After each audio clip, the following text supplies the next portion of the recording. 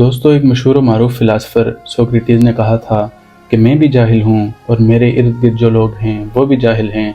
मुझ में और उनमें फ़र्क बस ये है कि मैं जानता हूँ कि मैं जाहिल हूँ, जबकि वो नहीं जानते। इंसानी ज़ात का जो मुकम्मल सफ़र है वो ना जानने से जानने तक का है।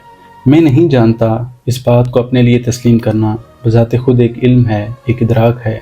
पूरी इंसानी तारीख़ इंसान के ना जानने से लेकर जानने की काविश की हद तक का एक सफ़र है। जब इंसान इस बात का इदराक पाता है कि कुछ अनदेखा है, कुछ अनजाना है, तो इंसान के उस अनदेखे और अनजाने की तफ़हीम की एक काविश और जुस्तजू शुरू होती है।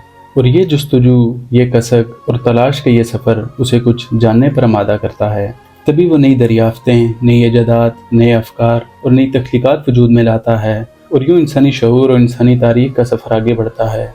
तो इस सारे सफ़र का पहला कदम ये होता है कि इंसान ये इदराक पाले कि वह नहीं जानता, तभी इल्म और जानने के सफ़र की शुरुआत हो सकती है।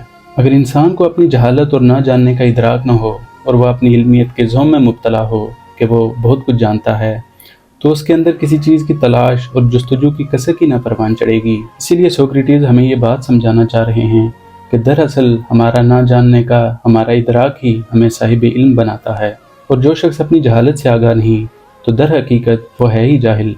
और अगर वो अपनी सारी ज़िंदगी में ये इदराक नहीं पाता, तो वो सारी ज़िंदगी जाहिल ही रहता है।